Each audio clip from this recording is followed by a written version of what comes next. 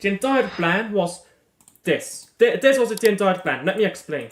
So, Bernardo Silva here, Foden here, Akanji here, and then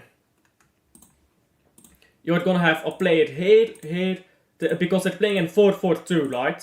This is how to set up defensively. Rather, it was more like a 4-4-1-1. This was the entire Man City plan. Bernardo Silva here, you give him the ball. You give Bernardo Silva the ball. Take him down towards Bernardo Silva. Bernardo Silva goes backwards, Akanji goes forwards into Foden, and voila, you're in the half space. That was our fucking plan. And then, all Fulham had to do to fucking completely wreck our plan, yeah? Watch this. Obviously, let's take out the ball.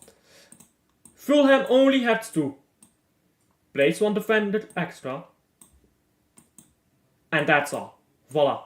Now, we weren't creating anything in the half spaces anymore because there were no half spaces to go into. That's all Fulham had to do. You are telling me Pep Guardiola is the best manager in the fucking world, when one minor tactical change that I could have done,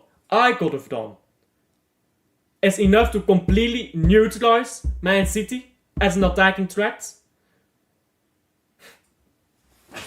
We are lucky Kovacic decided to step up. We are lucky that Doku decided to score, because usually he doesn't fucking score. So for Pep Guardiola's rating for this game is 0 out of 10. 0. Bro, this is fucking unreal by Pep. He did nothing. Pep. He literally did nothing. Pep might as well. I could have done the same job Pep did.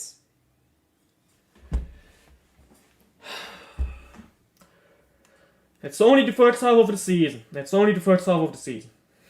oh my god. Anyhow, onto the player ratings. Ederson. And let me remove this. I don't need this. I'll actually wait for Ederson, actually. Because he's my man of the match. He is my man of the match, but I'll wait for him. I always do man of the match latest, by the way, if you're new to the channel. So I'll skip him for now, because I come back to my man of the match at the last. Gvardiol. He played good today. He made that really good challenge there defensively.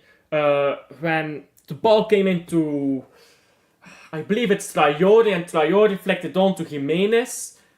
A really good challenge by Gvardiol to stop them from scoring an equalizer. And I believe he went 2-1 up, or was it 1-1? I can't remember. But really good challenge.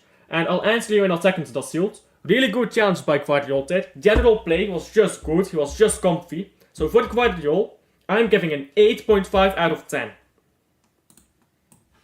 Ruben Diaz had a bit of a poorer game. He wasn't outright poor, but he wasn't on his usual level. Normally he's like an 8 out of 10. Today I feel like he was a bit below that. He was out of position a few times, and that led Fulham into spots.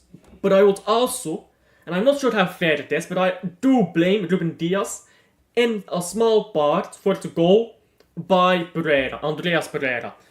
Now, that goal was unreal and set up by, who was it? Jimenez. Jimenez, great setup for that goal. I'm still gonna blame Ruben Diaz, just a little bit though. But it was a great goal, so I'm not gonna blame him too much. He was a bit below level though today. I'll give him a 7 out of 10. He was a 7 out of 10 today. Akanji. 6.5 I suppose. He was on the pitch, I suppose. Didn't do much. He was just on the pitch. Rico Lewis started off very poorly. There was that moment with Adama Traore. Rico Lewis had the ball in his feet. Traore just came up to Lewis, said, "Step aside, little boy," took the fucking ball and went through on goal. And then Ederson made a really good save. That was terrible defending by Rico Lewis. Terrible defending. But he was good for most of the game. And okay, he was poor in the first 30 minutes, I believe, of the game. But he started playing well again afterwards, so I am willing to forgive Rico Lewis' stats. I am not willing to give him a high rating. 6 out of 10. 6 out of 10 from Rico Lewis today. I expect more from him. Kovacic, I mean, just a baller. He was very comfy this game. He did have a few poor passes though. The 2 goals are the most obvious ones, neutralizing the goals that Fulham scored, which allowed for the Doku winner. But his 2 goals are the most obvious thing to talk about, but I would more so look at his general play. And okay, he was good today. He went forwards well. He defended decently for most of the game. There were a few iffy moments, but don't know how much I will blame him for that. But for most of the game, he was comfortable. He passed the ball around well. And then he got those 2 goals. So I think I'd say 7.5. But those 2 goals elevate him to an 8.5 for me. Do they? Yeah. Actually, I'll go with a 7 for Kovacic. But plus those 2 goals, he goes to an 8.5. 8.5 because of those 2 goals for me. Gundogan. Very mixed game for me. I'll just give him a 6. I'll just give Gundogan a 6 because this game was very mixed in my opinion from Gundo. He had good moments, he had bad moments. We'll leave it at that. Grealish. I mean, Grealish was good in that opening phase of the game where we were just playing the ball and we were playing against a 4-4-2. But the moment it switched to a 5-4-1, I suppose, Grealish felt kind of absent. So I'll also give him a 6 out of 10 if I'm being honest. He was good though. He did a lot of good stuff. He drove into midfield a few times, got a ball into Haaland, which he should have shot, but he laid it off instead. You know what? I'll give Grealish, I'll be lenient, I'll give Grealish a 7 out of 10. Bernardo Silva, another very mixed game. He had moments where he was really good. He had really good cross into the box for Gundogan, for example. I believe at the start of the second half, or at the beginning of the or at the end, sorry, of the first half. Bernardo Silva was really good, really solid. But there were just moments where he felt a bit too slow passing the ball and stuff. I'll give him a 7.5 out of 10, yeah? Which is still good. He played alright, yeah, don't get me wrong. But I expect more from Bernardo Silva. He's not gonna give us more. When you're gonna bench Savio though, I expect somebody is gonna be that creative outlet.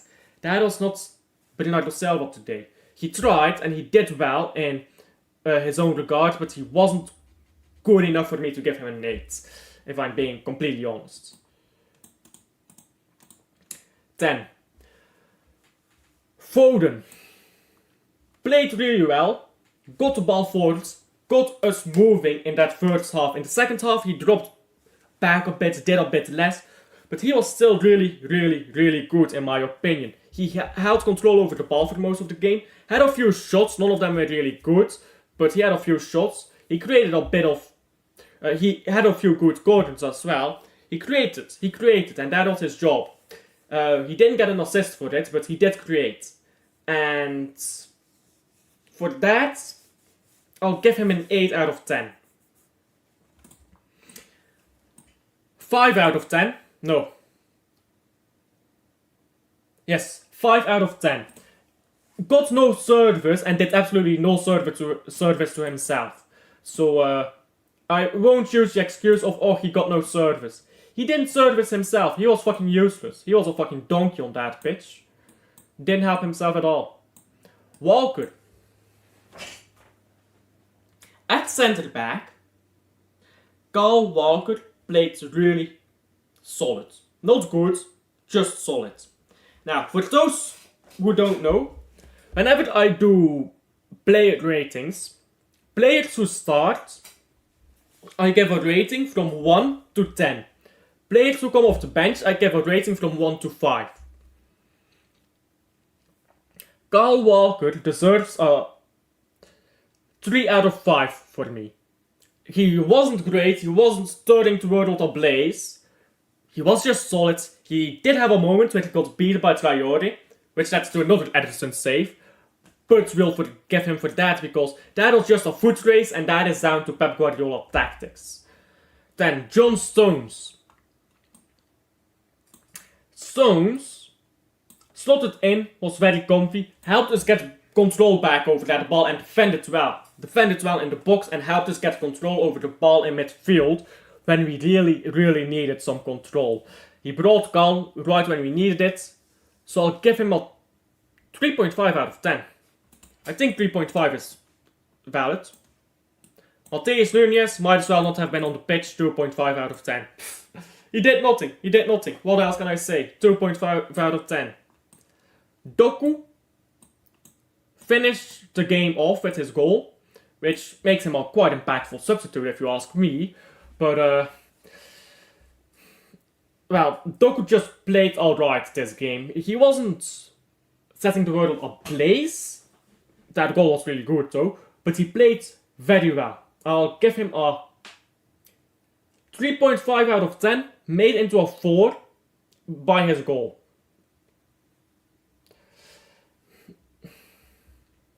But yeah. I'm just thinking right now, if that's a fair assessment of Doku. You guys tell me down below, yeah? You guys tell me in chat and comments, if you're watching this on video, if this is a fair assessment of Doku or not. I think that is fair on my part. I think that I'm being fair. I don't know. Yeah, I think 4 out of 5 is fair in my opinion. But you guys tell me down below if I'm wrong. Then Ederson. Ederson, my man of the match. 9 out of 10. I can't give more than a 9 out of 10 when he let in 2 goals. But those were 2 really good goals. And Ederson made some big saves. So, even though he let in 2 goals, I'm still giving him a 9 out of 10. Because of what he did, despite those goals. And how difficult those goals would have been to stop anyways. So, Ederson for me, man of the match. He kept us in that game. He won that game for us. He, Doku and Kovacic won that game for us. So, Ederson, certainly the biggest reason why we won that game. 2 saves that should have always been a goal. Ridiculous saves by Ederson. Thank God that we have him. And that he's a really good shot stopper now as well.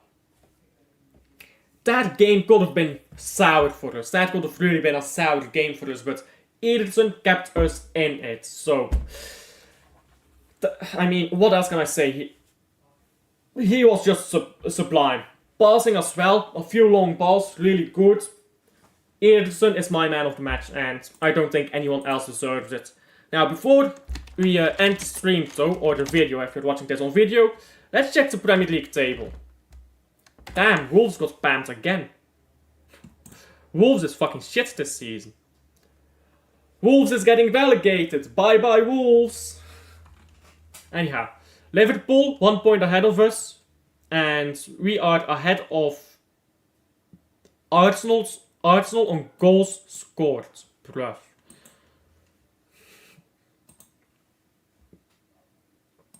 What's Chelsea playing against? Nottingham Forest.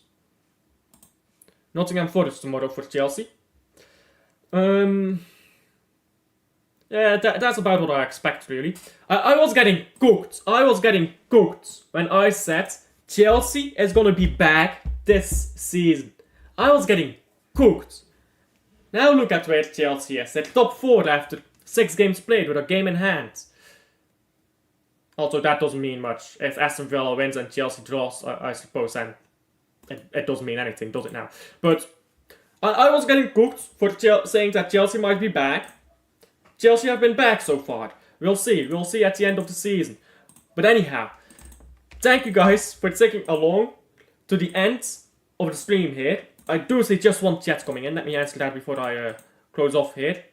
I need us to play better than this after the international break. Completely agree, Rosa. We can't play like this again. We can't play like this again. I was nervy. We were bored after that international break. After the international break, up until the new one, we were fucking shit.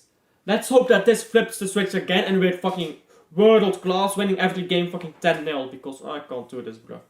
I can't do this. And, well, I agree with you, Rosa. And we've